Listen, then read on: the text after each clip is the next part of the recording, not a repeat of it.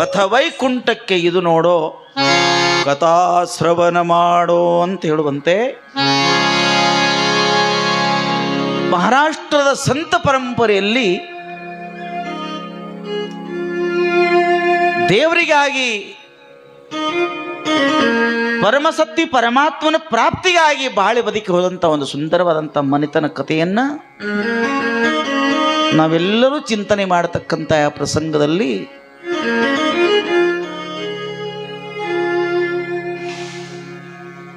ಇಂದ್ರಾಯಣಿ ಅನ್ನತಕ್ಕಂಥ ನದಿ ದಡದಲ್ಲಿರತಕ್ಕಂಥ ಮಹಾರಾಷ್ಟ್ರದ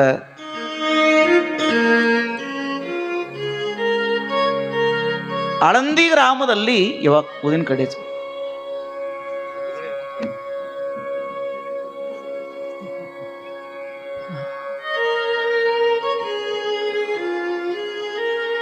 ಇಂದ್ರಾ ನದಿಯ ದಡದಲ್ಲಿರ್ತಕ್ಕಂಥ ಆಳಂದಿ ಅನ್ನತಕ್ಕಂಥ ಆಳಂದಿ ಗ್ರಾಮದಲ್ಲಿ ಸುಸಂಸ್ಕಾರದ ಮಂತ್ರವಾಗಿರತಕ್ಕಂಥ ಪವಿತ್ರವಾದಂಥ ಒಂದು ಬ್ರಾಹ್ಮಣ ಮಣಿತನ, ಪರಮ ಶ್ರೇಷ್ಠನಾಗಿರ್ತಕ್ಕಂಥ ಆತ್ಮರಾಮ ಅನ್ನತಕ್ಕಂಥ ಒಬ್ಬ ಸದ್ಗ್ರಸ್ತ, ಸತಿಪತಿಗಳು ಒಂದೇ ಮನಸ್ಸಿನಿಂದ ಮಾಡತಕ್ಕಂಥ ಶ್ರೀಹರಿಯ ಸೇವೆ, ವಿಠ್ಠಲನ ಭಕ್ತಿ ಮಾಡುವಂಥ ಈ ವ್ಯವಸ್ಥೆಯಲ್ಲಿ 12 ವರ್ಷಗಳಾದ ಮೇಲೆ ವಿಠೋಪಂತ ಅಂತ ಒಬ್ಬ ಮಗನಿಗೆ ಜನ್ಮ ಕೊಡ್ತಾರೆ. ಸುಸಂಸ್ಕಾರದಲ್ಲಿ ಬೆಳೆಸ್ತಾರೆ. ವೇದ ಉಪನಿಷತ್ ಶಾಸ್ತ್ರಗಳನ್ನೆಲ್ಲ ಕಲಿಸ್ತಾರೆ. ಮಗ ತೀರ್ಥಯಾತ್ರೆಗಾಗಿ ಹೋದಾಗ, ಆ ಪ್ರವಾಸದಲ್ಲಿ ಆ ತೀರ್ಥ ಯಾತ್ರೆಯಲ್ಲಿ ಹೋದಾಗ ಅರಣ್ಯ ಮಾರ್ಗದಿಂದ ಹೋಗುವಂಥ ಪರಿಸ್ಥಿತಿಯಲ್ಲಿ ಒಂದು ಮನೆ ಪರಿಚಯ ಆಗ್ತದೆ. ರಾತ್ರಿ ವೇಳೆಯಲ್ಲಿ ಅಲ್ಲಿ ವಸತಿ ಮಾಡಿದಾಗ ಅತಿಥಿ ದೇವೋ ಭವ,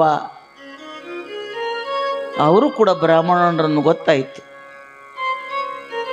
ಶ್ರೇಷ್ಠ ಯುವಕ, ಜ್ಞಾನಿ, ಪ್ರಸನ್ನ ಭಾವನೆಯಿಂದಿರತಕ್ಕಂಥ ಯಾತ್ರೆಯನ್ನು ನೋಡಿದಾಗ, ಆತಿಥ್ಯವನ್ನು ಮಾಡಿರ್ತಕ್ಕಂಥ ಬ್ರಾಹ್ಮಣರಿಗೆ ಪರಿಚಯ ಆಗಿ ಇವನ್ನೆಲ್ಲ ಶುದ್ಧ ಭಾವನೆಗಳನ್ನು ನೋಡಿದಾಗ ತಮಗೊಬ್ಬಕ್ಕೆ ಮಗಳಿದ್ದಾಳೆ, ಆ ಮಗಳನ್ನು ಕನ್ಯಾದಾನ ಮಾಡಬೇಕಂತ ಇಚ್ಛೆ ಪಡ್ತಾರೆ. ಮುಂದೆ ಯಾತ್ರೆಗೆ ಹೋಗುವಂಥ ಒಂದು ತೀರ್ಥಯಾತ್ರೆಯಿಂದ ಕಳಿಸಿ ನಿನ್ನ ತಂದೆ ತಾಯಿ ಹೇಳು, ನಮ್ಮ ಮನೆತನ ಪರಿಚಯ ಅಂತ ಹೇಳಿದಾಗ ಹಿರಿಯರೆಲ್ಲ ಕೂಡಿ ನೋಡಿದಾಗ ಸಹಜ ಸಿಗ್ತತೆ ಅಲ್ಲದ ಭಗವಂತ ನಿಶ್ಚಯಿಂದ ಅಂತ ತಿಳ್ಕೊಂಡು ಆ ಮಗಳ ಹೆಸರು ರುಕ್ಮಿಣಿ. ಸಮಾಜದವರೆಲ್ಲ ನಿರ್ಣಯ ಮಾಡಿ ಆಳಂದಿಯೊಳಗೆ ಆತ್ಮರಾಮನ ಮಗ ವಿಠೋಪಂತನಿಗೆ ರುಕ್ಮಿಣಿ ಅಂತ ಕನ್ಯೆಯನ್ನು ಜೊತೆಗೆ ಮದುವೆಯಾಗಿ ಕನ್ಯಾದಾನ ಆಗ್ತದೆ. ದೇವ ಕಾರ್ಯ ಆಯಿತು, ಧರ್ಮ ಆಯಿತು, ಅನ್ನದಾನ ಆಯಿತು. ತಂದೆ ತಾಯಿಗಳ ಆಶೀರ್ವಾದ ಮಾಡಿ ಅತೀ ರೂಪವತಿಯಾದಂಥ ಸುಂದರ ಮನೆಗೆ ಒಂದು ಲಕ್ಷ್ಮಿ ಬಂದಾಗ ಖುಷಿಯಾಗಿದೆ.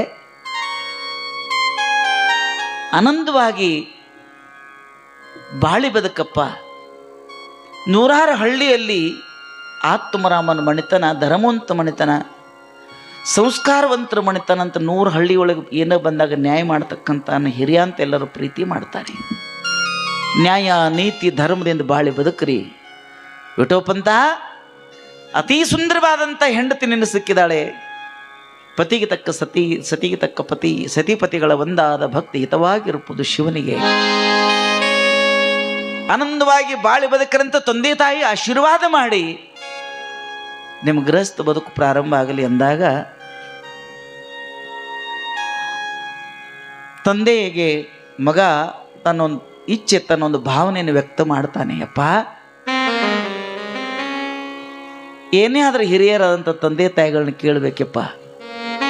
ಈ ಪ್ರಪಂಚದಲ್ಲಿ ನಾನು ಪ್ರವೇಶ ಹಾಕಿತ್ತು ಮುಂಚಿತವಾಗಿ ನಾನೊಂದು ಇಚ್ಛೆ, ಅದನ್ನು ನಡೆಸಿಕೊಡ್ತೇನೆಪ್ಪ ಅಂದ. ಏನು ಹೇಳು ಮಗನಂತಂದಾಗ, ಯಾತ್ರೆಗೆ ಹೋಗಿ ನಾ ಅರ್ಧ ದಾರಿಯಿಂದ ತಿರುಗಿ ಬಂದೆ ಇವ್ರ ಸಂಬಂಧಕ್ಕಾಗಿ. ಒಳ್ಳೆಯ ಒಂದು ಕನ್ಯಾದಾನ ಮಾಡಿ ಅವರು ಮದುವೆ ಮಾಡಿಕೊಟ್ರು. ಈ ಪ್ರಪಂಚದಲ್ಲಿ ನಾವು ಒಂದು ಪ್ರವೇಶ ಮಾಡಿದಾಗ ಈ ಪ್ರಪಂಚ ತುಂಬಿದಂಥ ಈ ಪ್ರಪಂಚ ನಾನು ಹೊರಗೆ ಬಿಡೋದಿಲ್ಲ.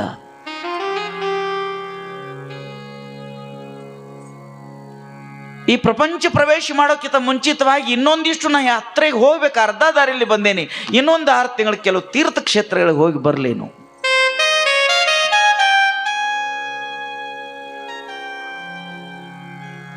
ಅತಿ ಸುಂದರವಾದಂಥ 18-20 ವರ್ಷದ ಮನೆಯಲ್ಲಿ ಬಂದಂಥ ಹೆಣ್ಣು ಮಗಳನ್ನು ನೋಡಿ ಅಪ್ಪ ಸಿಟ್ಟಿಗೆ ಬರ್ತಾನೆ. ಹುಚ್ಚದೆ ನೀನು? ವಯಸ್ಸಾದಂಥ ತಂದೆ ತಾಯಿಗಳು ತುಂಬಿದಂಥ ರೂಪ ಯೌವನ್ ಮನೆಯಲ್ಲಿ ತಗೊಂಡು ಬಂದಿರತಕ್ಕಂಥ ಒಂದು ಸಣ್ಣ ಹುಡುಗಿ ಯುವತಿಯನ್ನು ಬಿಟ್ಟು ಮತ್ತೆಲ್ಲೋ ಏನು ಗುಡ್ಡ ತೀರ್ಥ ಗುಡಿ ಅಂತ ಹೋಗ್ತಿಯಲ್ಲ, ಬುದ್ಧಿ ಐತಿಲ್ಲ ನಿನಗೆ? ಅವಾಗೆ ಸುಮ್ಮನೆ ಇದ್ದಾಗ ಹೆಂಡತಿ ಒಂದು ಮಾತು ಹೇಳ್ತಾಳೆ, ರುಕ್ಮಿಣಿ, ಮುಪ್ಪಾಗಿರುವಂಥ ತಂದೆ ತಾಯಿಗಳು ಅವ್ರ ಅತ್ತಿ ಮಾವಲ್ಲ, ಅವ್ರ ತಂದೆ ತಾಯಿನೇ ಅಂತ ನಾ ಸೇವಾ ಮಾಡ್ತೀನಿ. ಮನ್ಯಾಗ ಸಂಸಾರ ಪ್ರಾರಂಭ ಆದಾಗ ನಂದೊಂದಿಷ್ಟು ಆಶೆ ಉಳಿತಂತ ನಿಮಗೆ ಅನಿಸ್ಬಾರ್ದು. ನಿಮ್ಮ ಸಂಕಲ್ಪ ಕೆಟ್ಟಲ್ಲ, ದೇವ್ರಿಗೆ ಹೋಗ್ಬೇಕಂತ ಇಚ್ಛೆ ಪಟ್ಟಾಕ ಅದಕ್ಕೆ ಯಾರು ಕೆಟ್ಟ ಅಂತಾರ? ಇಲ್ಲ. ಆದರೆ ಒಂದು ಮಾತು ಗೊತ್ತಿರಲಿ, ಹೆತ್ತಂತ ತಂದೆ ತಾಯಿಗಳ ದಾರಿ ನೋಡ್ತಾರೆ. ಯಾರೋ ನಿಮ್ಮ ಕೈ ಹಿಡ್ದಂತ ನಿಮ್ಮ ಧರ್ಮ ಪತ್ನಿ ದಾರಿಯಲ್ಲಿ ಹೋಗ್ತಾ ಬರ್ತಕ್ಕಂಥ ಇರುವಂಥ ಜನರ ಮಧ್ಯದಲ್ಲಿ ತುಳಸಿ ಕಟ್ಟೆ ಎದುರು ನಿಂತು ಹುಬ್ಬುಗೈ ಹಚ್ಚಿ, ನನ್ನ ದೇವ್ರು ನನ್ನ ಗಂಡ ಬರ್ತಾನೆ ಬೇಗಂತ ಹಸಿದ ಕರು ದಾರಿ ಆಕಳ ತಾಯಿ ದಾರಿ ನೋಡಿದಂಗೆ ಯಾವಾಗಲೂ ನಾನು ದಾರಿ ಕಾಯ್ತೀನಿ. ನೀವು 6 ತಿಂಗಳಲ್ಲಿ 8 ತಿಂಗಳು ಹೋಗಬೇಕು. ಅದರ ವಯಸ್ಸಾದಂಥ ತಂದೆ ತಾಯಿಗಳು ಯಾವುದೋ ಒಂದು ಪ್ರೀತಿ ಮಾಡುವಂಥ ಜೀವ ನಿಮಗಾಗಿ ನೀವು ಮರಿಬಾರ್ದು. ತಂದೆ ತಾಯಿಗಳಿಗೆ ನಮಸ್ಕಾರ ಮಾಡಿ ಹೊಂಟಾನ.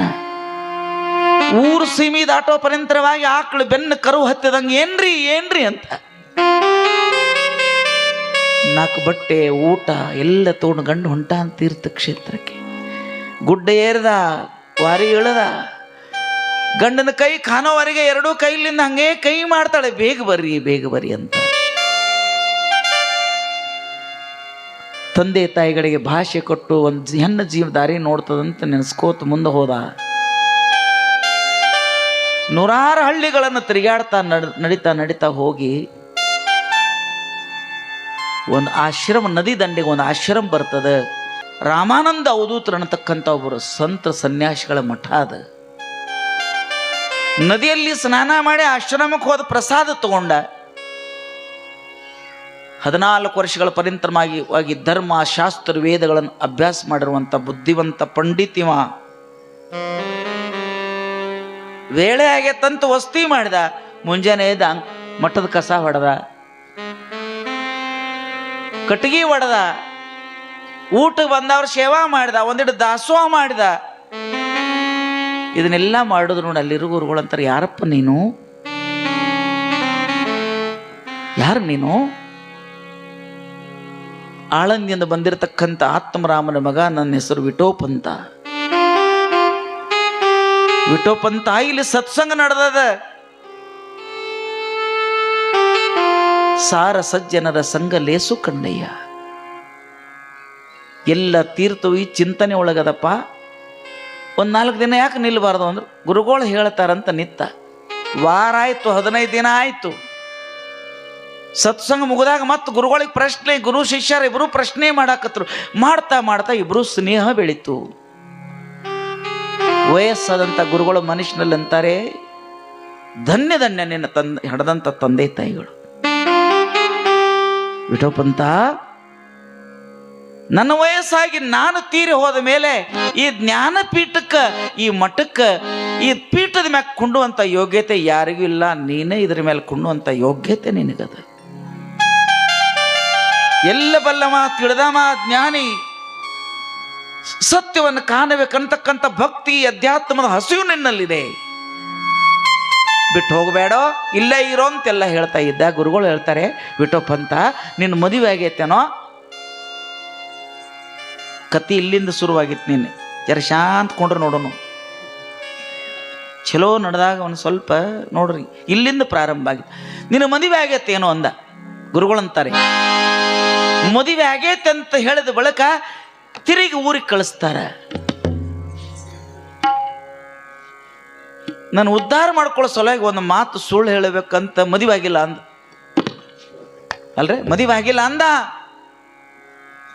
ಮದುವೆ ಆಗಿಲ್ಲ ಅಂದಾಗ ಗುರುಗಳಿಗೆ ಬಹಳ ಖುಷಿ ಆಗ್ತದೆ. ಏನೋ ನೀ ಸಂಸಾರದಲ್ಲೇ ಇಲ್ಲ, ನಿನ್ನ ಮದುವೆನೇ ಆಗಿಲ್ಲ.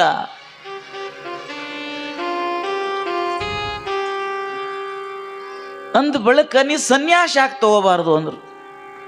ಗುರುಗಳಿಗೆ ನೀವು ಆಶೀರ್ವಾದ ಕೊಟ್ಟರೆ ಸನ್ಯಾಸ ದೀಕ್ಷಾ ತಗೋತು ನಂದ.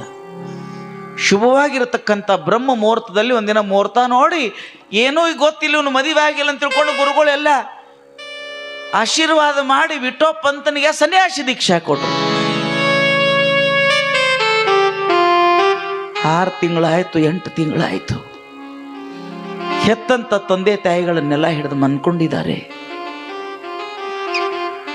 ಹೆತ್ತ ತಂದೆ ತಾಯಿಗಳನ್ನೆಲ್ಲ ಹಿಡಿದು ಮನ್ಕೊಂಡಿದ್ದಾರೆ. ಎಲ್ಲೋ ಅರಣ್ಯದೊಳಗೆ ತಿರುಗಾಡುತ್ತೆ ಕರಡಿಗೆಯೋ ಹುಲಿ ಬಾಯಿಗೆಯೋ ಬಲಿಯಾಗಿ ನನ್ನ ಮಗ ಸತ್ತಿರಬಹುದಲ್ಲ ಅಂತ ಎಲ್ಲರೂ ಮನ್ಯಾಗ ಮುದುಕಿ ಚಿಂತೆ ಮಾಡ್ತಾರೆ. ನದಿಗೆ ಬಟ್ಟಿ ತೊಳ್ಯಾಕ ಹೋದಾಗ ಎಲ್ಲ ಹೆಣ್ಮಕ್ಳಂತಾರೆ, ಯಾಕವೇ ಹೆಂಗೈತೆ ಸಂಸಾರ. ಮತ್ತೊಬ್ಬಂಕೆ ಅಂತೇಳಿ ಎಲ್ಲೋ ದೇವ್ರಿಗೆ ಹತ್ತು ಹೋದಾವ್ ತಿರುಗೇ ಬಂದಿರಿ, ಇನ್ನೇನು ಸಂಸಾರ. ಊರಿಗೆ ಹೋದ ಮನುಷ್ಯ ನೀರಿಗೆ ಹೋದ ಮನುಷ್ಯ ತಿರುಗಿ ಬರ್ತತಿ ಅಂತ ಅದ್ರ ಮೇಲೆ ಹೇಳಬೇಕು. ತಲೆ ಮ್ಯಾಲಿರುವಂತ ಕೊಡ ಹೊಡೋಡು ತಗೊಂಡು ಬಂದು ಹತ್ತಿಗೆ ತೆಕ್ಕಿ ಹೊಡೆದು ಬಿಕ್ಕಿ ಬಿಕ್ಕಿ ಅಳ್ತಾ ಇದ್ದಾಳೆ ರುಕ್ಮಿಣಿ. ಕಣ್ಣೀರು ವರ್ಷ ಕೇಳ್ತಾಳೆ, ಯಾಕವೇ ಏನಾಯ್ತು. ನನ್ನ ಗಂಡ ಸತ್ತು ಆದಂತ ಹೇಳ್ತಾರೆ, ಹೋದವ್ರು ಬರಂಗಿಲ್ಲ ಅಂತ ಹೇಳ್ತಾರೆ. ಅತ್ತಿದ ಸತ್ತೇನು?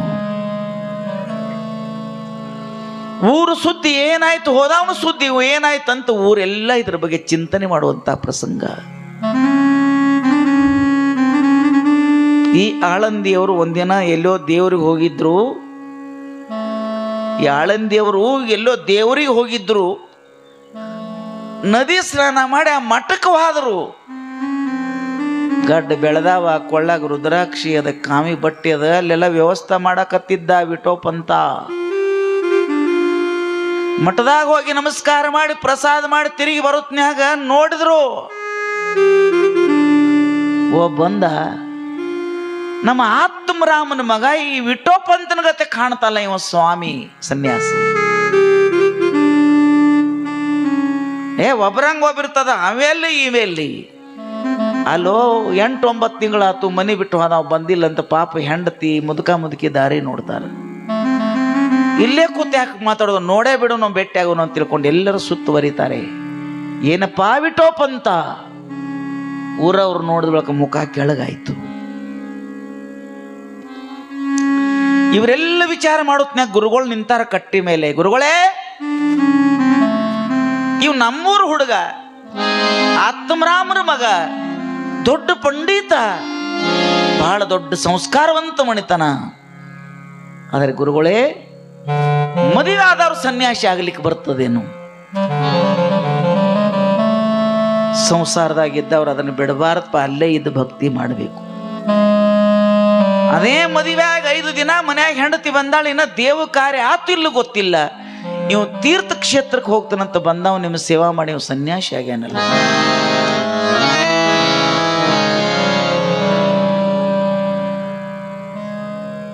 ವಿಠೋಪಂತ ದೀಕ್ಷೆ ಕೊಡೋಕ್ಕಿಂತ ಮುಂಚಿತವಾಗಿ ಒಂದು ಮಾತು ಕೇಳಿದ್ದೆ. ಅಯ್ಯ, ನಿನ್ನ ಮದುವೆ ಆಗೈತಿ.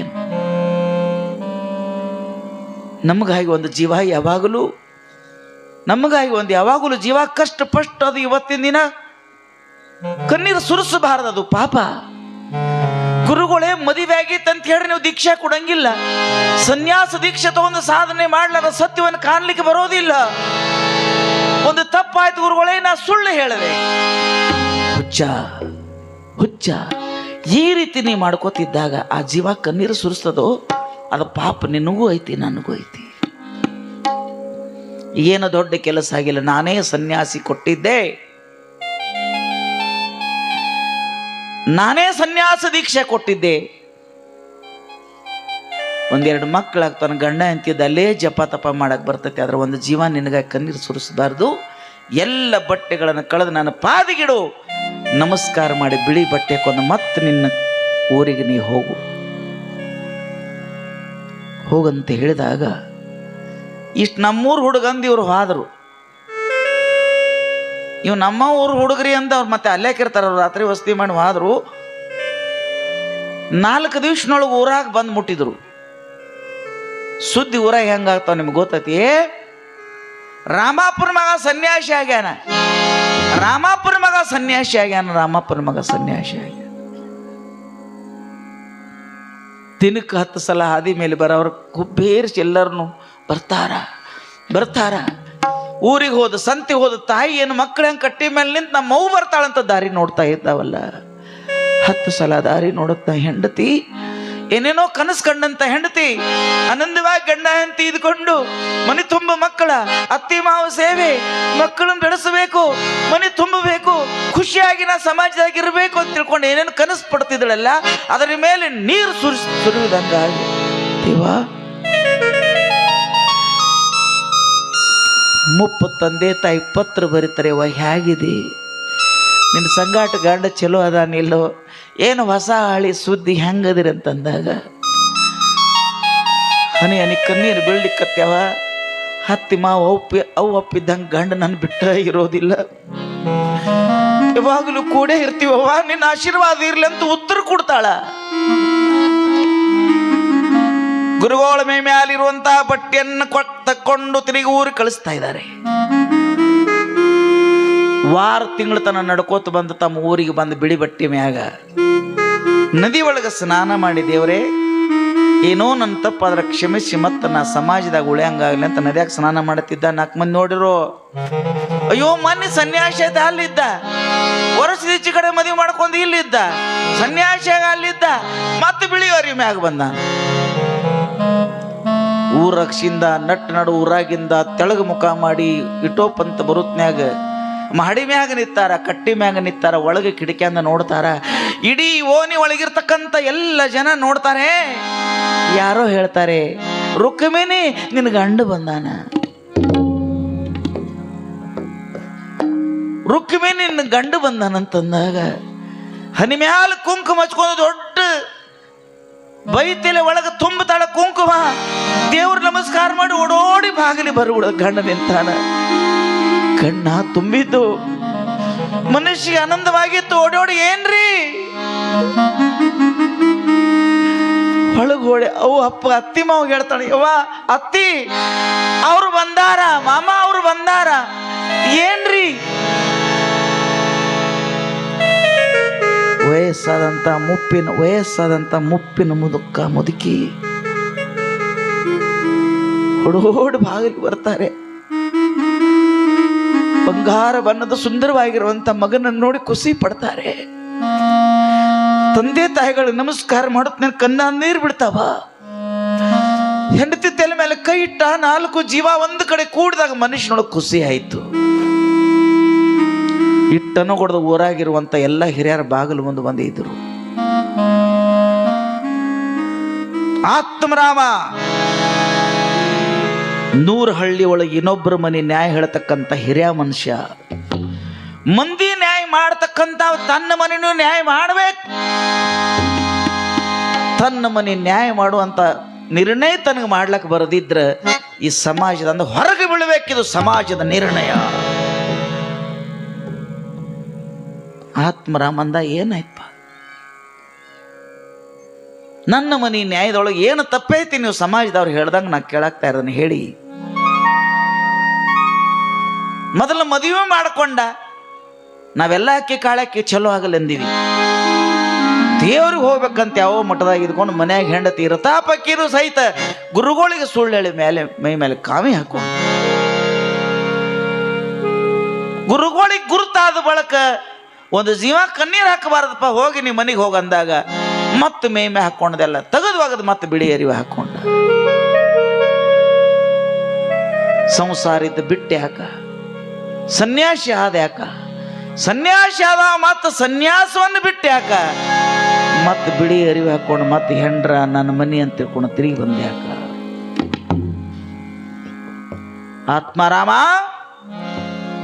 ನ್ಯಾಯ ಮಾಡಿರ್ತಕ್ಕಂಥ ನಿನ್ನ ಮಗನನ್ನ ಕುತ್ತಿಗೆ ಒಳಗೆ ಕೈ ಹಾಕಿ ಸಮಾಜದಿಂದ ಈ ಊರಿಂದ ಹೊರಗೆ ಹಾಕಬೇಕು. ಒಂದು ಮಗ ಅನ್ನುವಂಥ ಮೋಹಮಾಯ ಇತ್ತಂದ್ರೆ ನಿನ್ನ ಮಗ ಸೊಸೆಯನ್ನು ಮನೆಯಾಗಿ ಇಟ್ಟುಕೊಂಡು ಇದ ಲೆಕ್ಕಾಚಾರ ಇದ ಬುದ್ಧಿ ಪ್ರತಿಯೊಂದು ಮನೆಯಾಗ ನಡೀತಂದ್ರೆ ಇವತ್ತು ಸಮಾಜದೊಳಗೆ ಧರ್ಮ ನೀತಿ ಉಳಿಯಂಗಿಲ್ಲ.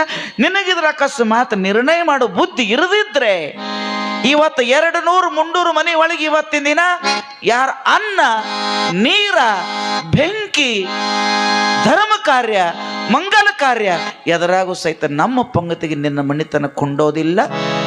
ಯಾವುದಕ್ಕೂ ನಿನಗೊಂದಿಷ್ಟು ಬೆಂಕಿ ಸಹಿತ ಕೊಡಂಗಿಲ್ಲ. ಶ್ರೀ ಹರಿಯನ್ ಸಾಕ್ಷಿಯಾಗಿ ದೇವರ ಸಾಕ್ಷಿಯಾಗಿ ಇವತ್ತು ಆತ್ಮರಾಮ ಅವನ ಮನೆಯ ಹಿಡ್ಕೊಂಡು ಇವತ್ತಿನ ಸಮಾಜದಿಂದ ನಾವೆಲ್ಲ ಬಹಿಷ್ಕಾರಕ್ಕೆ ಹೊರಗೆ ಹಾಕೇವಿ. ಇದು ದೇವರ ಆನೆಯಾಗಿ ಸತ್ಯ ಸತ್ಯ.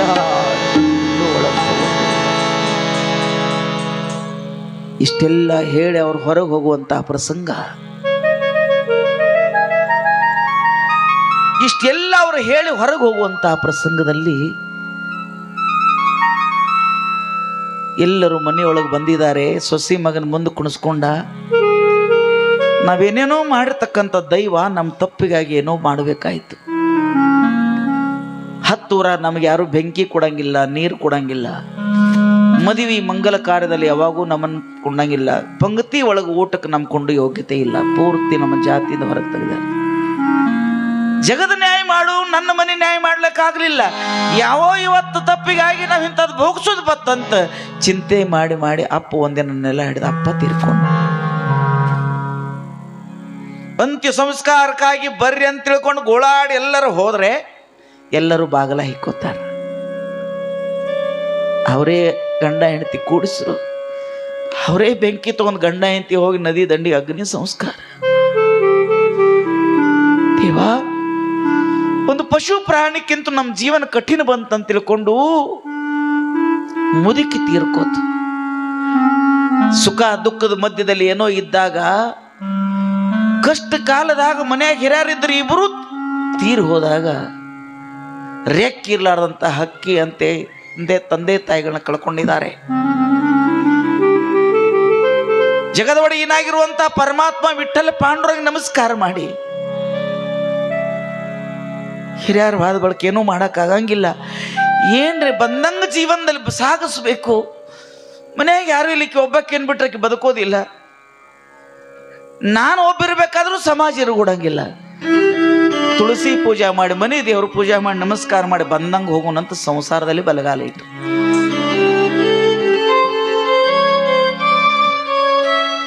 1, 2, 3, 4, 6 ವರ್ಷಗಳ ಪರ್ಯಂತರವಾಗಿ ಯಾವುದಕ್ಕೂ ಎಲ್ಲೂ ಅವ್ರನ್ನ ಕರೆಯೋದಿಲ್ಲ. ಯಾವಾಗಲೂ ಬಾಗಿಲು ಮುಚ್ಚಿರ್ತದೆ.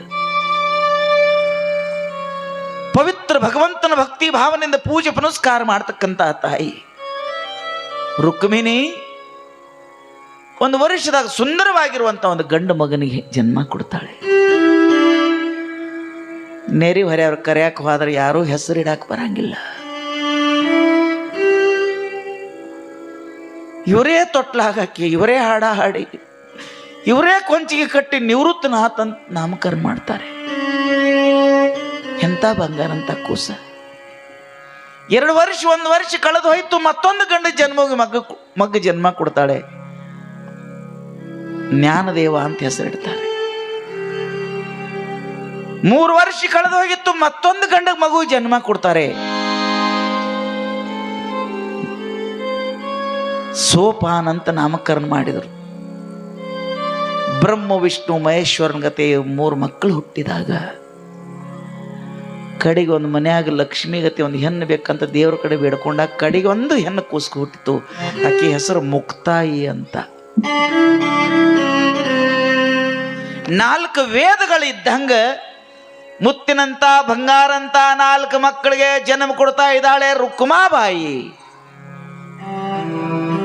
ಎಲ್ಲ ಸಣ್ಣ ಸಣ್ಣ ಮಕ್ಕಳು, ಸುಖ ದುಃಖದ ಸಂಸಾರ, ಬೆಂಕಿ ಅಂತ ಸುಡುವಂತ ಬಡತನ ಮಧ್ಯದಲ್ಲಿ ಗಂಡ ಹೆಂಡತಿ 4 ಕುಸುಗಳನ್ನು ತಗೊಂಡು ಬದುಕಲಿಕ್ಕಂತಾರೆ. ಎಲ್ಲಿ ಕೂಲಿ ಕುಂಬಳ ಕೆಲಸ ಮಾಡ್ಬೇಕಾದ್ರೆ ಯಾರೂ ಒಡ್ಡದೊಳಗೆ ಬರಗೂಡಂಗಿಲ್ಲ, ಯಾರೂ ಬರಗೂಡಂಗಿಲ್ಲ. ಎಲ್ಲಿ ಅಡವಿ ಅಲ್ಲಿ ಇಲ್ಲಿ ಹೋಗಿ ಏನ್ರಿ ಕಾಯಿ ಕಸರ ಏನು ತಪ್ಪಲು ತಿನ್ಬೇಕಾದ್ರ ಊರವರೆಲ್ಲ ತಾಕೀತು ಮಾಡಿದ್ರು. ನಿಮ್ ಬಾಗಿಲು ಮುಂದೊಂದು ನಾಯಿ ನರಿ ಪಕ್ಷಿ ಬಂದ್ರೆ ರೊಟ್ಟಿ ಹಾಕ್ರಿ, ಇವ್ರಿಗೆ ಯಾರ್ಯಾರ ಸಹಾಯ ಮಾಡ್ರೆ ನಿಮ್ನ ಕುಲ್ದಾನ್ ತೆಗಿತೀವಿ ಅಂತ ತಾಕೀತು. ರುಕ್ಮಿಣಿ ದೇವಿ ತಲೆ ಮೇಲೆ ಹೊತ್ತಂತ ಸೀರೆ ಶರಗಕ್ಕ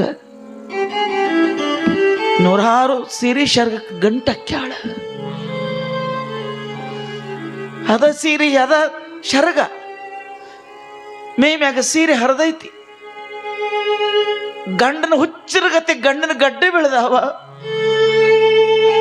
1000 ಮಂದಿ ಬೆದರಿಗೆ ನಿಂತರು ಸಹಿತ 1000 ಮಂದಿಗೆ ಬುದ್ಧಿ ಹೇಳುವಂತ ಮನುಷ್ಯ ತಮ್ಮ ಜೀವನದಲ್ಲಿ ಏನೋ ಹೆಜ್ಜೆ ತಪ್ಪಿ ಕಾಲು ಜಾರದ ಏನೇನೋ ಆಗಿ ಇವತ್ತು ಜೀವನದಲ್ಲಿ ಭಾರ.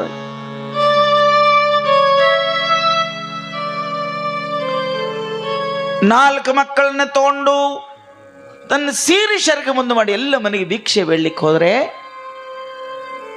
ಯಾರ ಬಾಗಿಲು ಮುಚ್ಕೋತಾರೆ, ಯಾರ ಬಾಗಿಲು ಮುಚ್ಕೋತಾರೆ, ಯಾರ ಮೈ ಮೇಲೆ ನಾಯಿ ಬಿಡ್ತಾರೆ, ಯಾರ ಕುತ್ತಿಗೆ ಒಳಗೆ ಕೈ ಹಾಕಿ ಹಚ್ಕೊಡ್ತಾರೆ.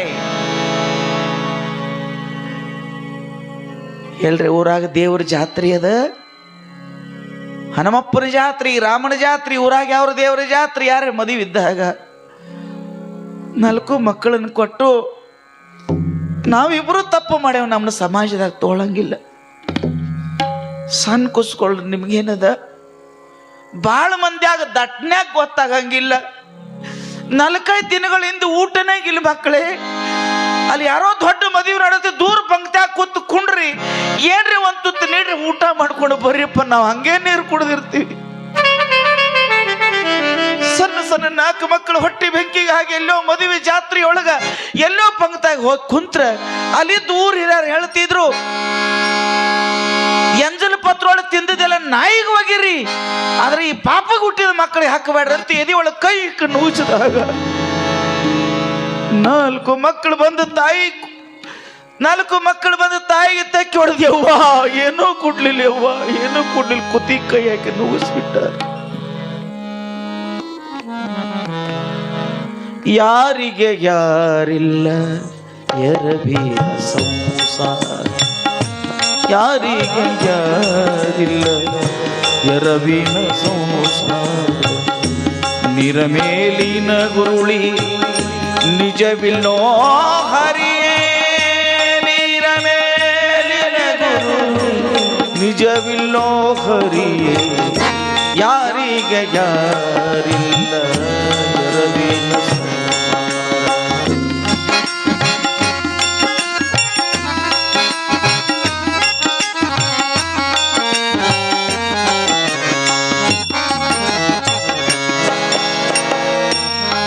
ಯಾರಿತು ಎಂದು ಭಾವಿ ನೀರಿಗೆ ಹೋದೆ, ಯಾರಿತು ಎಂದು ಭಾವಿ ನೀರಿಗೆ ಹೋದೆ, ಭಾವಿಯ ಜಲಮತಿ ಹರಿದಾಯ್ತೋ ಹರಿಯ. ಬಿಸಿಲು ಗಾಳಿಗೆ ಬೆದರಿ,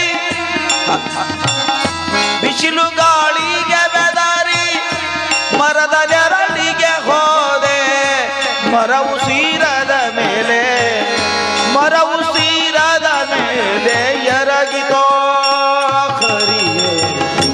ಯಾರಿಗೆ ಯಾರಿಲ್ಲ ಎರವಿನ ದೇವಾ.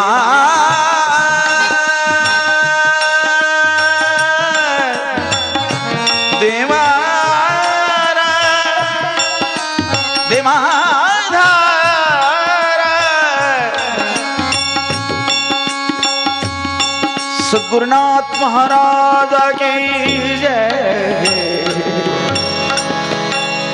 ಯಾರೇ ಬಾಗಿಲೆದರಿಗೆ ಮಕ್ಕಳು ಹೋದಾಗ ಬಾಗಿಲಿಕ್ತಾರ, ತಿಳಿದು ತಿಳಿಲಾರ್ದು ಹೊಟ್ಟಿಗಾಗಿ ಬೆಂಕಿಂತ ಸುಡತಕ್ಕಂತ ಈ ಬಡತನಕ್ಕಾಗಿ ಹೊಟ್ಟಿಗಾಗಿ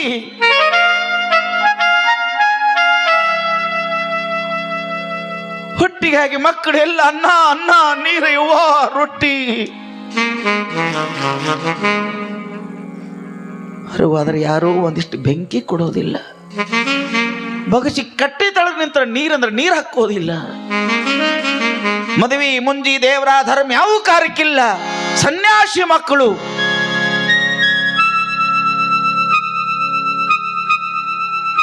ನಿರಂತರವಾಗಿ ಸುರುವಂತ ಮಳೆ, ಶ್ರಾವಣ ಮಾಸ ನಿರಂತರವಾಗಿ ಸುರಿಯುವಂತ ಮಳೆ. ಊರಲ್ಲೆಲ್ಲ ಪಂಚಮಿ ಹಬ್ಬ, ಎಲ್ಲರೂ ಮನ್ಯಾಗ ಉಂಡಿ ಮಾಡ್ಯಾರ, ಕರ್ಚಿಕಾಯಿ ಮಾಡ್ಯಾರ, ಜೋಕಾಲಿ ಕಟ್ಟ್ಯಾರ, ಹೋಳಿಗೆ ಅದ ಮನ್ಯಾಗ. ಎಲ್ಲರೂ ಹಬ್ಬ ಮಾಡಿ ಹೊಸ ಅಂಗಿ ಹಾಕೊಂಡು ಎಲ್ಲ ಮಕ್ಕಳು ಆಡ್ತಾ ಇದ್ದಾರೆ. ವಿಠೋಪಂತನ ಮಕ್ಕಳಿಗೆ 8 ದಿನ ಆತು ಮನ್ಯಾಗ ಅನ್ನ ಇಲ್ಲ, ಅನ್ನ ಇಲ್ಲ. ದೊಡ್ಡ ದೊಡ್ಡ ಅವ್ರ ಮಕ್ಕಳೆಲ್ಲ ತಿಂಡಿ ತಿನಿಸು ನೋಡ್ತಕ್ಕಂಥ ಕಟ್ಟಿ ಮೇಲೆ ನಿಂತು ಕಣ್ಣೀರು ಸುರಿಸ್ದ ಮಕ್ಕಳು ನೋಡ್ತಾವೆ. ದೊಡ್ಡವ್ರ ಮಕ್ಕಳು ಉಂಡಿ ಕೊಡ್ತಾನ, ಕೈ ಮುಂದೆ ಮಾಡು, ಹರಕ ಅಂಗಿ ಕೆದರಿದ ಕೂದ್ಲ. ಹಸಿದ ಮಕ್ಕಳು ಏನೋ ಕೊಡ್ತಾರ ಅಂತ ಕೈ ಮುಂದೆ ಮಾಡಿದಾಗ ಜೋರಾಗಿ ಹೊಡೆದ. ಹೆಂಗಿತ್ತು ಉಂಡಿ? ನಾಲ್ಕು ಮಕ್ಕಳು ಓಡೋಡಿ ಬಂದು ತಾಯಿಗೆ ತೆಕ್ಕಿ ಹೊಡೆದು, ಯವ್ವಾ ಯವ್ವಾ ಶಿವ, ಯವ್ವಾ ಶಿವ. ಧಾರಾಕಾರ ಸುರಿಯುವಂತ ಮಳಿ ಒಳಗೆ ಮನೆ ತುಂಬೆಲ್ಲ ನೀರು ಬಂದದ. ಏನತ್ತು ಈ ಜೀವನ ಏನಂತ ಕಂಡ ಆಳ್ಕೊಂಡ್ ಕುಂತಾನ. ಮನ್ಕಾಲ ಮಠ ಮನೆಯೊಳಗೆ ನೀರು ಹರಿಲಿಕ್ಕತ್ತಿ. ಅದ ಮೂಲಿಯೊಳಗೆ ಹಚ್ಚಿಟ್ಟಂತ ದೀಪ ಎಲ್ಲ ಹಾರ್ಲಿಕ್ಕೆ ಬಂದ.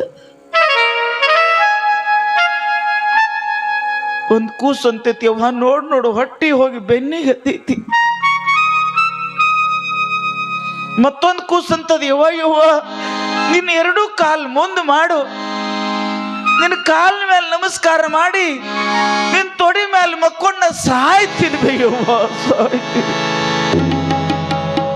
ತಲೆ ಮೇಲೆ ಕೈ ಇಟ್ಟವು ಕೇಳ್ತಾಳೆ, ಯಾಕೆ ಮಗನೇ ಯಾಕೆ? ಎದ್ದು ನಿತ್ರ ಮನಿ ತಿರುಗಿದಂಗ ಆಗ್ತತಿ, ಮಲ್ಕೊಂಡ್ರೆ ಭೂಮಿ ತಿರುಗಿದಂಗ ಆಗ್ತತಿ. ಏನ್ ಮಾಡ್ಬೇಕು ತಿಳಿಲಾರಂತ ತಾಯಿ ಆ ಕಡೆ ನೋಡ್ತಾಳೆ. ರಾತ್ರಿ 9-10 ಗಂಟೆ ದಡಗನ ಎದ್ದು ಒಂದು ಸಣ್ಣ ಹಂಡೆ ತಗೊಂಡು ಒಲಿ ಮೇಲೆ ಇಟ್ಟು ಕಟ್ಟಿಗೆ ಹಾಕಿಳಂತೆ. ಎಲ್ಲ ಮಕ್ಕಳು ಕೇಳ್ತಾ, ಯವ್ವ ಏನೂ ಇಲ್ಲ ಅಂತಿಲ್ಲ, ಅಡುಗೆ ಏನು ಒಲಿ ಹೊತ್ತಿದ್ದೆಲ್ಲ ಕೇಳಿ 3ನೇ ಸೋಮವಾರ ಹುಗ್ಗಿ ಮಾಡ್ತು.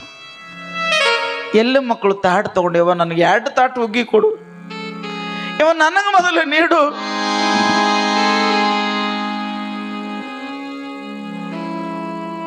ಒಂದು ತಾಸಿನಾಗ ಹುಗ್ಗಿ ಕುದೀತದ ಅನ್ನೋದು, ಹೋಗ ಮಕ್ಕೋರಿ ಆಮೇಲೆ ಎಬ್ಬಿಸ್ತೀನಿ. ಮೂಲ್ಯಾಗ ಒಂದಿಷ್ಟು ಜಾಗ ಆಯ್ತು. ತಾಯಿ ಮುಖದ ಕಡೆ ನೋಡ್ತಾವ, ಒಮ್ಮೆ ಗಡಿಗೆ ಕಡೆ ನೋಡ್ತಾವ. ಮೂಲ್ಯಾಗಿರೋ ಮಕ್ಕಳ ಕಡೆ ನೋಡ್ತಿದ್ಳು, ಹಂಗ ಕಟ್ಟಿಗೆ ಒಳಗೆ ಹಾಕ್ತಿದ್ಳು. ಮಕ್ಕಳು ಮುಂದೆ ಹತ್ರ ಮಕ್ಕಳು ಎದಿ ಹೊಡ್ಕೋತಾವ. ಮೂಲ್ಯಾಗಿನ ಮಕ್ಕಳನ್ನ ನೋಡಿ ಈ ಕಡೆ ಮುಖ ಮಾಡಿ ಬಿಕ್ಕಿ ಕತ್ತು ಕಣ್ಣೀರು ಒರೆಸ್ಕೋತಿದ್ಳು, ಮತ್ತೆ ಕಟ್ಟಿಗೆ ನುಗ್ಗಿಸ್ತಿದ್ಳು. ಮಕ್ಕಳ ಕಡೆ ನೋಡ್ತ ರಾತ್ರಿ 1 ಗಂಟೆ 2 ಗಂಟೆ ಆಗಿದೆ. ಎಲ್ಲ ಮಕ್ಕಳು ಮೂಲಿ ಒಳಗೆ ಮಕ್ಕೊಂಡು ಅಂತೆ. ಎದ್ದ ನಿತ್ತಂತ ತಾಯಿ ಹರಕ ಸೀರೆ ಶರಗ ತಗೊಂಡು ನಡಕ್ ಬಿಗಿತಾಳೆ.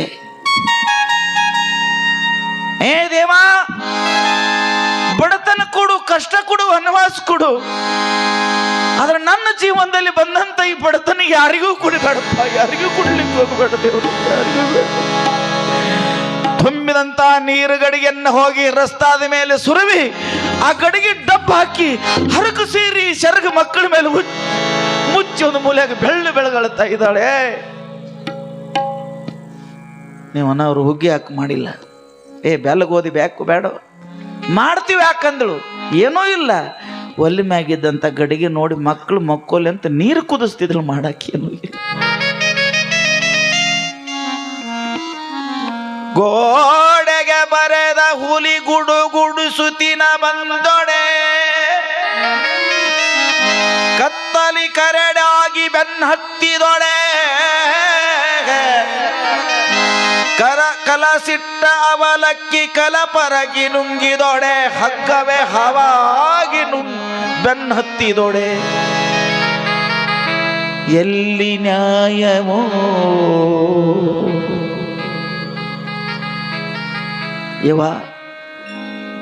ನಿಜವಾಗಿರುವಂಥ ಬಡತನ ಹೆಂಗೈತೆ ಅನ್ನೋದು ಯಾರು ನೋಡ್ಯಾರಲ್ಲ ಅವ್ರಿಗೆ ಗೊತ್ತು ಜೀವನದಲ್ಲೇ. ಬೆಳಗಾಯ್ತು, ಕಾಲ ಕಷ್ಟ ಬಂತು, ಏನಾದರೂ ಸಹಿತ ಯಾರೂ ಇಲ್ಲ, ನಡಿ ಅಂತೆಲ್ಲರೂ ನುಗ್ಸುವಂತಹ ಪ್ರಸಂಗ. ಸಣ್ಣ ಸಣ್ಣ ಮಕ್ಕಳನ್ನು ಕರ್ಕೊಂಡು ಈ ಊರಾಗ ಯಾರು ಏನೋ ಕುಡ್ದಿದ್ರ ಅಡವಿ ಬೀಳೋನು, ಎಲ್ಲರ ಅಡವಿಗೆ ಹೋಗೋನು. ಅಡವ್ಯಾಗ ಯಾರೇ ತೋಟದಾಗ ದೂರ ಸುತ್ತ ಹಳ್ಳ್ಯಾಗ ವಸ್ತಿ ಇದ್ರ ಅಲ್ರಿ ಏನ್ರಿ ಒಂದಿಟ್ಟು ಕೊಟ್ರೆ ಹಳಚಿದಿರ್ಲಿ ತಂಗಳಲ್ಲಿ ಏನ್ರಿ ಮಾಡಿ ಮಕ್ಕಳನ್ನ ಬದಿಸೋನು. ಎರಡು ಗಂಡನ ಕೈ ಗಟ್ಟಿಯಾಗಿ ಹಿಡಿದು ಒಂದು ಮಾತನ್ನು ಹೇಳ್ತಾಳೆ. ಗಂಡನ ಕೈ ಗಟ್ಟಿಯಾಗಿ ಹಿಡ್ದಾಳೆ. ಏನ್ರಿ 4-10 ವರ್ಷದ ಸಂಸಾರದಲ್ಲಿ ನಿಮ್ಮ ಕಡೆ ನಾ ಏನೂ ಬೇಡಿಲ್ಲ, ಬಂಗಾರ ಬಳಿ ಬೇಡಿಲ್ಲ, ತವ್ರ ಮನೆಗೆ ಹೋಗ್ತಾನಂತ ಹಠ ಇಲ್ಲ, ಜರತಾರಿ ಸೀರೆ ಬೇಡಿ, ಕಷ್ಟ ಬಂದ್ರು ಸಹಿತ ನನ್ನ ಮಕ್ಕಳು ಏನೇನೋ ಮಾಡಿ ನಾ ಜೋಪಾನ ಮಾಡೇನಿ. 8 ದಿನ ಆತು, ಒಂದಿಟ್ಟು ಗಂಜನೂ ಇಲ್ಲಲ್ಲ. ಈ 4 ಮಕ್ಕಳೊಳಗೆ ಒಂದು ಕೂಸಿಗೆ ಹೆಚ್ಚು ಕಡಿಮೆ ಏನ್ರಿ ಆಗಿ ಜೀವಕ್ಕೆ ಏನ್ರಿ ಆಯ್ತು, ನಾ ಬದುಕಂಗಿಲ್ರಿ, ನನ್ನ ಮಕ್ಕಳು ಬಿಟ್ಟು ನಾ ಬದುಕಂಗಿಲ್ಲ. ಎಲ್ರಿ ಒಂದು ಹಿಡಿ ಹಿಟ್ಟಿಸ್ಕೊಂಡ್ ಬಂದು ಏನ್ರಿ ಮಾಡಿ ಭಿಕ್ಷಾ ಬೇಡ್ರಿ ನನ್ನ ಮಕ್ಕಳ ಸಲುವಾಗಿ. ಕಣ್ಣೀರ ಸುರಿಸ್ತಾ ಅಡವಿಯೊಳ ಗಂಡ ಹೆಂಡತಿ ಮಕ್ಕಳನ್ನ ಹೆಗಲ ಮೇಲೆ ಬಗಲಾಗ ತಗೊಂಡು ಎಳತೊಮ್ಮೆ ಬಿಡುತ್ತೊಮ್ಮೆ ಅಡವಿ ಹೊಕ್ಕರೆ. ಅಲ್ಲಿಯೂ ಸಹಿತ ಯಾರೋ ಸಹಾಯ ಮಾಡಬಾರ್ದು. ಊರು ಹೇಳಿದ್ರು, ಈ 4 ಮಂದಿಗೆ ಯಾರೋ ಸಹಾಯ ಮಾಡಬೇಡ್ರಿ, 6 ಮಂದಿಗೆ. ಕೊನೆಗೆ ಒಂದು ನದಿ ದಂಡಿಗೆ ಬಂದ ನಿಂತು ಗಂಡ ಅಂತ ವಿಚಾರ ಮಾಡ್ತಾರೆ. ಏನು ಮಾಡೋದು, ಏನು ಮಾಡ್ರೆ ನಮ್ಮ ಈ ಜೀವನದಾಗ ಒಳ್ಳೇದಾಗ್ತದೆ. ಗಂಡ ಹೆಂಡತಿಗೊಂದು ಮಾತು ಹೇಳ್ತಾರೆ, ಸತೇ ರುಕ್ಮಿಣಿ, ಏನೂ ಮಾಡೋದು ಬೇಡ, ನಾವು ತಪ್ಪು ಮಾಡಿ ಒಂದು ಬಳಿಕ ನಮಗೆ ಶಿಕ್ಷೆ ಕೊಡಲಿ, ಅದ್ರ ಮುಂದಿನ ದಿನದಾಗ ನಮ್ಮ ಮಕ್ಕಳು ಯಾಕೋದು ಸಮಾಜದಾಗ ಎಲ್ಲರ ಜೊತೆಗೆ ಪಂಕ್ತಿ ಕೂತ್ ಸಮಾಜದಾಗ ಬರುವಂಗಾಗಲಿ. ಇದ್ರ ನ್ಯಾಯ ಯಾರು ಹೇಳವ್ರಿ ಅಂತ ಹೆಂಡತಿ ಕೇಳು. ನಮ್ಮ ಸಮಾಜದೊಂದು ಧರ್ಮಪೀಠದ ಪೈಠಣದೊಳಗೆ ಏನು ಹೇಳ್ತಾರೆ, ನಮ್ಮ ಸಮಾಜದೊಂದು ಧರ್ಮಪೀಠದ ಪೈಠಣದೊಳಗೆ ಮಕ್ಕಳನ್ನ ಕರ್ಕೊಂಡು ಹೋಗೋಣ. ನಮ್ಮ ತಪ್ಪಾಗೈತಿ, ನೀವೇನ ಶಿಕ್ಷೆ ಕೊಟ್ರೆ ನಾವು ತಪ್ಪು ಮಾಡಿ ನಮ್ಗೆ ಶಿಕ್ಷೆ ಕೊಡ್ರಿ, ಅದರ ಮುಂದಿನ ದಿನಮಾನಂಗೆ ನಿಮ್ಮ ಪೀಠದ ವತಿಯಿಂದ ಒಂದು ಪತ್ರ ಕೊಡ್ರಿ, ನಮ್ಮ ಜಾತಿ ಒಳಗೆ ಈ ಮಕ್ಕಳನ್ನ ತೊಗೊಂಡೈತಿ, ಯಾರು ಈ ಮಕ್ಕಳನ್ನ ಹೊರಗೆ ಹಾಕ್ತಾ ಅನ್ಬೇಡ ಅಂತ ಅಲ್ಲಿ ನ್ಯಾಯ ಕೇಳಿ ಬರೋಣ ಅಂತ ಗಂಡ ಹೆಂಡತಿ ವಿಚಾರ ಮಾಡಿ. ಅನ್ನ ನೀರಿರ್ಲಾರ್ದೆ ಎಳತೊಮ್ಮೆ ಬಿಳತೊಮ್ಮೆ ಊರೂರು ವಸ್ತಿ ಮಾಡ್ತಾನೆ. 4-10 ದಿನಗಳ ಗುದ್ದಾಡಿ ಓಡಾಡಿ ಮಹಾರಾಷ್ಟ್ರದ ಪೈಠಣ ನಗರದಲ್ಲಿ ಒಂದು ಪೀಠದ ಧರ್ಮದ ಪೀಠ, ಅಲ್ಲಿ ಯಾರದೇ ಅದರಲ್ಲಿ ಧರ್ಮಗುರುಗಳು ನ್ಯಾಯ ಮಾಡೋರು ಇರ್ತಾರೆ.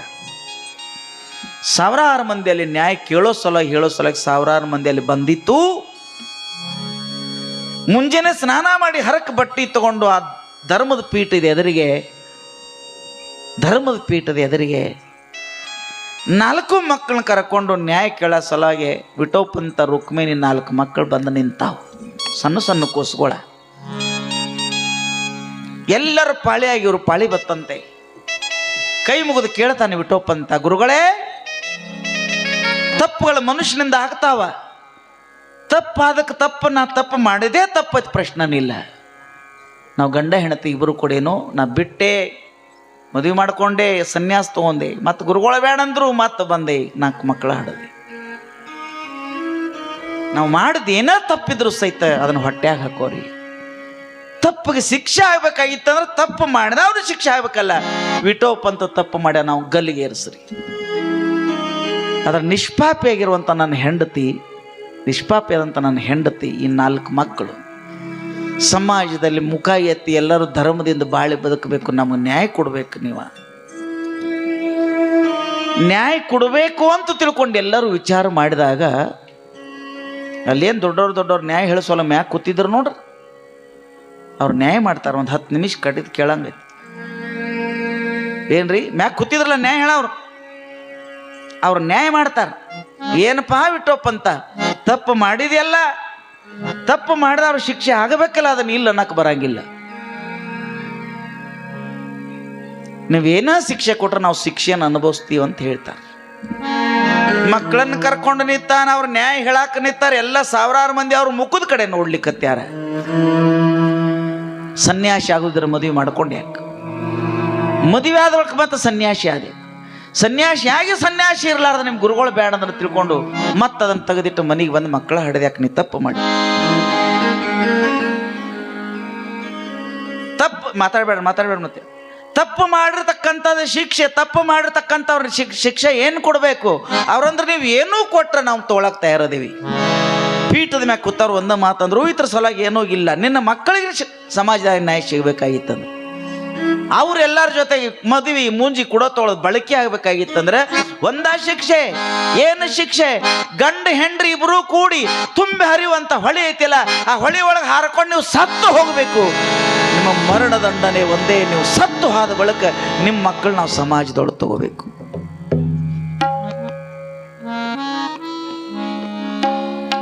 ಸಮಾಜದೊಳಗೆ ತಗೋಬೇಕಂದಾಗ ಆಕೊಂದು ಮಾತು ಹೇಳ್ತಾಳೆ, ಏನ್ರಿ ಏನಾದ್ರೂ ಚಿಂತಿಲ್ಲ.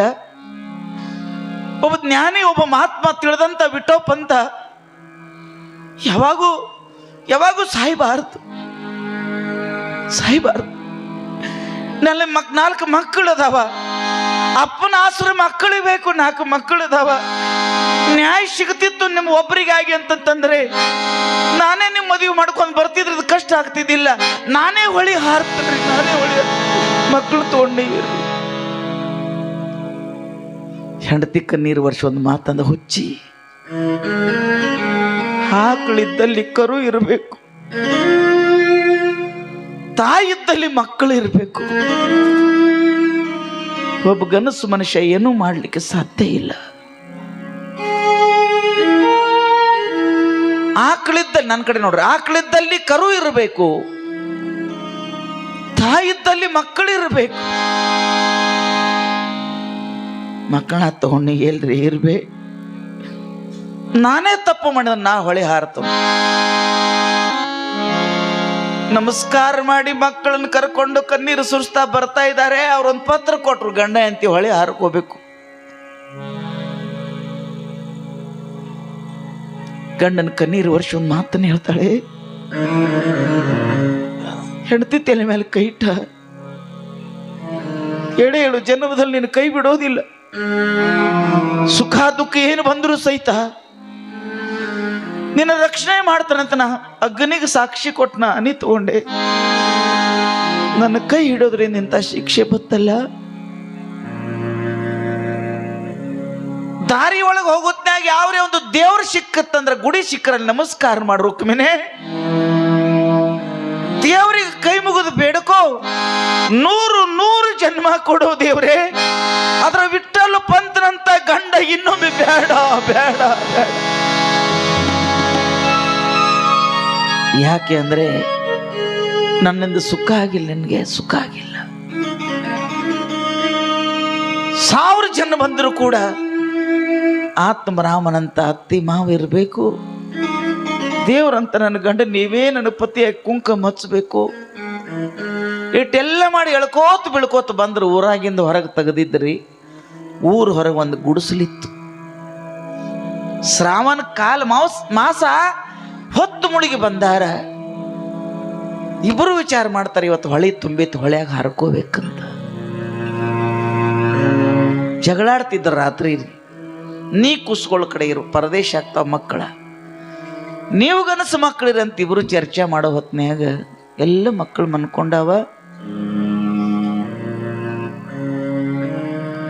ಒಂದ್ ಮಾತನ್ನ ಹೇಳ್ತಾಳೆ, ಒಬ್ರು ಯಾರು ಉಳಿದ್ರು ಸಹಿತ ಮತ್ತದು ತಪ್ಪು ಹೇಳವ್ರೆ. ಒಬ್ಬರನ್ನ ಬಿಟ್ಟು ಒಬ್ರು ಬದುಕೋದು ಬೇಡ. ಇವತ್ತು ಅಮಾವಾಸ್ಯೆ ಐತಿ, ಒಳಗೆ ಮಹಾಪುರ ಬಂದೈತಿ. ನಾವು ಆದ ಬಳಿಕ ಹುಟ್ಟಿದ ದೇವ್ರು ಹುಲ್ಲು ಮೆಸ್ಸಂಗಿಲ್ಲ. ಮಕ್ಕಳು ಹೆಂಗ್ರೆ ಬದುಕ್ತಾ ಹೋಗೋ ನಡಿ ಅಂತ ಧೈರ್ಯ ಮಾಡ್ರಿ. ರಾತ್ರಿ 12 ಗಂಟೆ ಪ್ರಸಂಗದಲ್ಲಿ ಆ ಗುಡಿಸಲನ್ನು ಬಿಟ್ಟು ಹೋಗುವಂತ ಪ್ರಸಂಗದಲ್ಲಿ ಎಲ್ಲ ಮಕ್ಕಳ ತಲೆ ಮೇಲೆ ಕೈ ಇಡ್ತಾಳೆ. ಸಣ್ಣದೊಂದು ಕೂಸಿತ್ತು, ಅದು ಬಹಳ ಸಣ್ಣದಿತ್ತು. ದೇವ್ರೇ, ನಾಳೆ ಬೆಳಗಾಗಿ ಮಕ್ಕಳೆಲ್ಲ ಹಾಸಿಗೆಂದು ಎದ್ದ ಬಳಿಕ ಸೋರುವಂತ ಈ ಗುಡಿಸಲದೊಳಗೆ ಈ ಮನ್ಯಾಗ ಹಸದ ಮಕ್ಕಳು ಅಕಸ್ಮಾತ್ ಏನ್ರ ಆಗಿ ಹಾಸ್ಯಾಂದ್ಯದ ಅವ್ವ ಅಂತ ಅಳಾತು ಅಂದ್ರ ಇಲ್ಲಿ ಸುತ್ತಮುತ್ತ ಯಾರಿಲ್ಲ ದೇವ. ನಾವಿಬ್ಬರು ನೀರಾಗ ಮುಳುಗಿ ಹೋದ ಬಳಿಕ ನನ್ನ ಮಕ್ಕಳ ಗತಿ ಏನಾಗಬಹುದಂತ ಮಕ್ಕೊಂದು ಮಕ್ಕಳ ತಲೆ ಮ್ಯಾಗ ಕೈ ಹಿಡ್ತಾಳ, ಕಣ್ಣು ತುಂಬ ನೋಡ್ತಾಳ, ಬಿಕ್ಕಿ ಅಳ್ತಾಳ, ಸೀರೆ ಶರಗ್ಲಿಂದ ಕಣ್ಣೀರು ಒರೆಸ್ಕೋತಾಳ. ಹುಚ್ಚಿರಂಗ ಗಾಡ್ಡೆ ಬಿಟ್ಕೊಂಡು ಗಂಡ ಸಣ್ಣ ಹೆಣ್ಮಕ್ಳ ಗತೆ ಹುಚ್ಚಿರಂಗ ಬಿಕ್ಕಿ ಅಳಲಿಕ್ಕೆ ಪ್ರಾರಂಭ ಮಾಡಿ 12 ಗಂಟೆ ಸಮಯ ಆಯಿತು. ಮನಸ್ಸು ಗಟ್ಟಿ ಮಾಡಿ ಹೊಂಟ್ರಂತೆ. ಗುಡಿಸಲು ಬಾಗಲ ಮುಚ್ಚಿ ಹೊಂಟ್ರು. ಒಂದು ಸ್ವಲ್ಪ ಮುಂದೆ ಹೋಗಿದ್ರಂತೆ. ಗಂಡನ ಕೈ ಜಗ್ಗಿ ಹಿಡಿದು ನಿಲ್ರಿ ಅಂದಳು. ರುಕ್ಮಿಣಿ ಹೊಂಟಿ ಮತ್ತೆ ಯಾಕೆ ನಿಲ್ಲಂತಿ? ನೀರಾಗ ಮುಳುಗಿ ಸತ್ತು ಆದ ಬಳಿಕ ನನ್ನ ಮಕ್ಕಳು ನೋಡಕ್ಕಾಗಂಗಿಲ್ಲ. ನೀರಾಗ ಮುಳುಗಿ ಸತ್ತು ಹೋದ ಬಳಿಕ ನನ್ನ ಮಕ್ಕಳು ನೋಡಕ್ಕಾಗಂಗಿಲ್ಲ. ದೀಪದ ಬೆಳಕದಾಗ ಇನ್ನೊಮ್ಮೆ ನನ್ನ ಮಕ್ಕಳ ಕಣ್ಣು ತುಂಬ ನೋಡುತ್ತನ್ರಿ, ಒಂದಿಷ್ಟು ಇಲ್ಲೇ ನಿಲ್ರಿ. ಬಾಗಿಲೊಳಗೆ ಬಂದ್ರೆ ಮನ್ಕೊಂಡಂತ ಎಲ್ಲ ಮಕ್ಕಳನ್ನು ನೋಡಿ ಹುಚ್ಚಾಗಿ ಎದಿ ಬಡ್ಕೊಂಡು ಅಳ್ತಾಳೆ, ಕಣ್ಣೀರು ಸುರಿಸ್ತಾಳೆ. ಬಾಗಲು ಮುಚ್ಚಿ ಹಿಂದೆ ಹೊಳ್ಳಿ ನೋಡ್ಕೋತ ಅಳ್ಕೋತ ದಂಡಿಗೆ ಬಂದನಂತೆ. ಧಡ ಧಡ ತುಂಬಿ ಹರಿವಂತ ಇಂದ್ರಾಯಣಿ ನದಿ. ಆ ನದಿ ದಂಡಿಗೆ ಬಂದು ಇಬ್ರು ನಿಂತರಂತೆ. ನದಿ ದಂಡಿಗೆ ಬಂದು ಇಬ್ರು ನಿಂತಾಗ ಹೆಂಡತಿ ಒಂದು ಮಾತು ಹೇಳ್ತಾಳ್ರಿ. ಏನ? ಹೆಂಡತಿ ಒಂದು ಮಾತನ್ನ ಹೇಳ್ತಾಳೆ. ಏನ್ರಿ?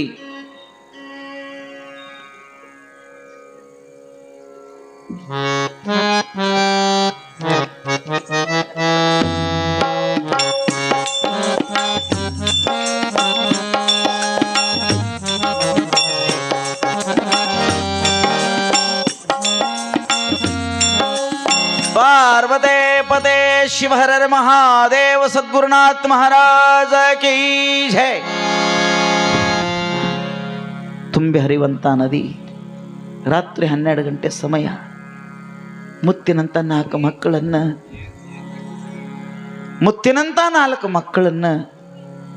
ಹೆತ್ತಂತ ಕಳ್ಳ ಹಡದ ತಾಯಿ ತನ್ನ ಮನುಷ್ಯನ ಮೇಲೆ ಬಂಡಿಗಲ್ಲಿಟ್ಕೊಂಡಾಗ ಎಲ್ಲ ಬಿಟ್ಟ ಎದಿ ಮ್ಯಾಗ ಕಲ್ಲು ಒಟ್ಕೊಂಡಂಗೆ ಇವತ್ತು ಧೈರ್ಯದಿಂದ ಇವತ್ತಿನ ದಿನ ರುಕ್ಮಿಣಿ ಗಂಡನ ಕರ್ಕೊಂಡು ಹೋಗ್ಯಾಳೆ. ಹೊಡಿದಂಡಿ ನಿಂತಾರೆ. ಗಂಡಿಗೆ ಹೇಳು, ನೀವು 2 ಪಾದ ಕೂಡಿಸ್ರಿ, 2 ಪಾದ ಕೂಡಿಸ್ರಿ. ಯಾಕ ಅಂದ, ನಿಮ್ಮ ಪಾದಿಗೊಮ್ಮೆ ನಮಸ್ಕಾರ ಮಾಡಿ ನಾ ಮೊದಲು ಹೊಳ್ಯಾಗ ಹಾರ್ಕೋತೀನಿ. ನಾ ಮೊದಲು ಹೊಳ್ಯಾಗ ಹಾರ್ಕೋತೀನಿ. 10 ನಿಮಿಷ ನಾ ಮೊದಲು ನಿಮ್ಮ ಕಣ್ಣು ತುಂಬ ನೋಡಿ ನಿಮಗೆ ನಮಸ್ಕಾರ ಮಾಡಿ ಹೊಳ್ಯಾಗ ಹಾರ್ಕೊಂಡು ಬಳಕ 10 ನಿಮಿಷ ನಾ ಮತ್ ಸಾವತ್ತಂದ್ರೆ ನಾನು ಕುಂಕುಮ ಅಳಕಾಗಿಲ್ರಿ. 1000 ಮಂದಿ ಒಳಗೆ ನಿಮ್ಮ ಕೈಲಿ ನಾ ಏನು ಕುಂಕುಮ ಹಚ್ಕೊಂಡೇನಿಲ್ಲ. ಅದು ವರ್ಷ ನಾ ಸಾಯಬಾರದು. ಒಂದು ನಾ ಮೊದಲು ಯಾಕೆ ಹೊಳ್ಯಾಗ ಬೀಳ್ತೇನಂದ್ರೆ ನೀವು ನೀರು ಕುಡಿದು ಸಾಯುದು ನಾ ನೋಡಕ್ ಆಗಂಗಿಲ್ರಿ. ನೀವು ನೀರು ಕುಡಿದು ಸಾಯುದು ನಾ ನೋಡಬಾರ್ದು. ನಾ ಮೊದಲೇ ಸಾಯ್ಬೇಕು. ಮನಿ ಲಕ್ಷ್ಮಿ ಆಗಿರ್ತಕ್ಕಂಥ ನೀವನಿಗೆ ಸಾಯ್ದು ನನಗರೇ ನೋಡೋದು ಹೆಂಗದು? ನಾ ಬೇಡ ನೀ ಬೇಡ ಇಬ್ರು ನ್ಯಾಯ ಮಾಡ್ತನೆ. ಗಂಡೊಂದು ಕಣ್ಣೀರು ವರ್ಷ ಒಂದು ಮಾತಂದ ಕೂಡಿ ಸಂಸಾರ ಮಾಡೇವಿ. ಕೂಡಿ ಸಂಸಾರಕ್ಕೆ ಎದಿ ಕೊಟ್ಟು ಇಬ್ರು ನಡ್ಕೊಂಡು ಬಂದೇವಿ. ಹಿಂದೆ ಮುಂದೆ ಇಬ್ಬರನ್ನಕ್ಕಿಂತನೂ ಕೂಡ ಒಮ್ಮೆ ದೇವರನ್ನು ನೆನೆಸ್ಕೊಂಡು ಇಬ್ರು ಕೈ ಹಿಡಿದು ಇಬ್ಬರೂನೇ ನೀರಾಗ ಮುಳುಗಿ ಸಾಯೋನು. ಈ ಜಗತ್ತು ಸಾಕು, ಈ ಜಗತ್ತು ಸಾಕು ಸತಿ, ಜಗತ್ತು ಸಾಕು. ಹೇ ಪಾಂಡುರಂಗ ವಿಠಲ, ಜಗದೊಡೆಯನಾಗಿರುವಂತ ಪರಮಾತ್ಮ, ನೀ ಎಲ್ಲಿದಿ ಹೇಗಿದಿ ಗೊತ್ತಿಲ್ಲ ಅಪ್ಪ. ಮುತ್ತಿನಂತ 4 ಮಕ್ಕಳನ್ನ ಸಮಾಜದಲ್ಲಿ ಬಿಟ್ಟು ಹೋಗ್ತಾ ಇದ್ದೀವಿ. ನಾ ಹೋದ ಒಳಕೆಯಲ್ಲಿ ಕಲ್ಲು ಹೊಡಿ, ನಾಯಿ ಹೊಡೆದಂಗೆ ಹೊಡಿ, ಕಲ್ಲು ಹೊಡಿ, ಜಗ್ಗು ಬೇಯು ಅಪಮಾನ ಮಾಡ್ತಕ್ಕಂಥದ್ದು ಬೇಡ ಭಗವಂತ. ನಾವು ಸತ್ತ ಬಳಿಕ ನಮ್ಮ ಮಕ್ಕಳಿಗೆ ನ್ಯಾಯ ಸಿಗ್ತೈತಿ ಅಂತ ನಾವು ಸಾಯಾಕ ನಿತ್ತೇವೆ. ನಮ್ಮ ಮಕ್ಕಳಿಗೆ ನ್ಯಾಯ ಕೊಡಿಸು ದೇವ, ನ್ಯಾಯ ಕೊಡಿಸು. ನಮ್ಮ ಮಕ್ಕಳಿಗೆ ಒಳ್ಳೇದಾಗಲಿ, ಮಕ್ಕಳಿಗೆ ಧರ್ಮದ ದಾರಿ ದೊರಲಿ ಭಗವಂತ, ಒಳ್ಳೇದಾಗಲಿ. ಗಂಡ ಹೆಂಡತಿ ಇಬ್ರು ಕೈ ಹಿಡ್ಕೊಂಡು ತುಂಬಿದಂತ ನದಿ ಒಳಗ ಪುಂಡರನಾಥ ಮಹಾರಾಜ ಕಿ ಜೈ.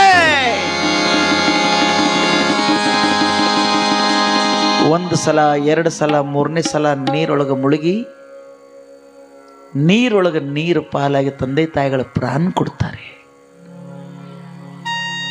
ಆದರೆ ಸಣ್ಣ ಸಣ್ಣ ಮಕ್ಕೊಂಡಂತ ಸಣ್ಣ ಸಣ್ಣ ಮಕ್ಕಳಿಗೆ ಎಚ್ಚರ ಆಗಿಲ್ಲ.